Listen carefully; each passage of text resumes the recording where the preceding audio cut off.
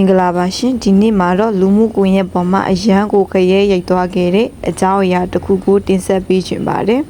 ။ online ဂိမ်းကြော်ညာသူငိမ့်မြတ်သူရဲ့အိမ်တောင်ရေးပြဿနာနဲ့ပတ်သက်ပြီးတော့ဝေဖန်မှုတွေတနာစရာကောင်းတဲ့ဖြစ်ရမှန်တွေကိုပြည်သက်တွေကြားမှာအမျိုးမျိုးပြောဆိုနေကြပါတယ်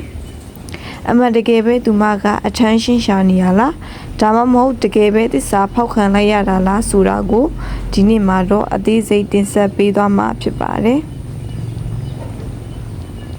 အခုဖြစ်စဉ်နဲ့ပတ်သက်ပြီးငိမ့်မြတ်သူကတော့သူမရဲ့ခင်မို့ဖြစ်သူနဲ့တငယ်ချင်းအရင်ဖြစ်သူတို့ဟာတကယ်ပဲဖောက်ပြန်သွားကြတာဖြစ်တယ်လို့ဆိုပါတယ်။လူအချို့ကသူမကိုငိမ့်မြတ်သူဖြစ်တဲ့အတွက်လိုက်ရဖို့အထမ်းရှင်းရှာဖို့လှုပ်ဆောင်နေတာလို့ဝေဖန်ကြပေမဲ့သူမဘက်ကတော့ဒါဟာသူမရဲ့ဘဝအစစ်အမှန်မှာကြုံတွေ့ခဲ့ရတဲ့နာကျင်စရာအမှန်တရားတစ်ခုကိုပြောပြပါတယ်။ဒီစားဘဝမှာကလေးကဖောက်ပြန်ခဲ့မှုတဲ့ခင်မှုကိုယုံကြည်ပြီးလက်ထပ်ခဲ့ပေမဲ့အခုလိုကလေးတယောက်ရပြီးချိန်မှာတငယ်ချင်းဖြစ်သူရဲ့ထပ်မံဖောက်ပြန်တာကိုလက်ပူးလက်ချမ်းမိခဲ့ရပါတယ်။အခုဆိုရင်သူတို့နှစ်ဦးဟာဘသူ့ကိုမှအတိမပေးပဲအဝေးတနေရာကိုထွက်ပြေးတိမ်းရှောင်နေကြပြီလို့သူမကဖွင့်ဟာပြောကြားထားပါတယ်။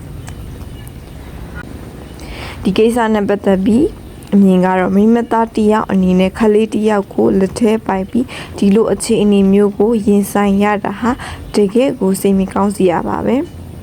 ပြည်သက်တွေကြားမှာလည်းငြိမ်မြတ်သူအပေါ်တနာတဲ့သူတွေရှိတယ်လို့ဝေဖန်နေသူလည်းရှိပါတယ်။တကယ်တော့အိမ်တော်ကြီးဖောက်ပြန်မှုဆိုတာဘသူအတွက်မှမကောင်းတဲ့အရာပါအထူးသဖြင့်ကိုယ့်ရဲ့အရင်းအနှီးဆုံးတငယ်ချင်းနဲ့ခင်မို့ဖြစ်သူကြားကတစ္ဆာဖောက်မှုကတော့ငြိမ်မြတ်သူအတွက်တကယ်ကိုတန်ရာကြီးပါပဲ။လူမှုကွန်ရက်ပေါ်မှာအထမ်းရှင်းရှာတယ်လို့ပြောနေကြသူတွေအနေနဲ့လည်းကိုယ့်နေရာမှာသာဒီလိုမျိုးအဖြစ်ဆိုးတွေကြုံလာရမယ်ဆိုရင်ရောဘယ်လိုခံစားရမလဲဆိုတာကိုခဏလောက်တွေးကြည့်စေချင်ပါတယ်လူတစ်ယောက်ရဲ့အိမ်တော်ကြီးပြိုကွဲမှုအပေါ်ဝေဖန်ဖို့ထက်စာနာမှုပေးနိုင်တာကပိုပြီးလူသားဆန်တယ်လို့မြင်မိကြပါတယ်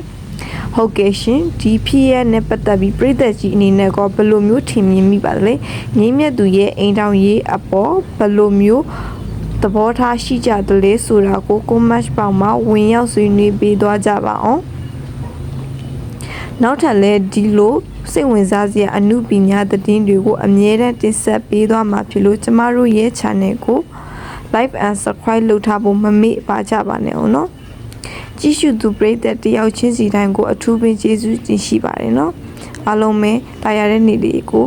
ပိုင်ဆိုင်နိုင်ကြပါစေရှင်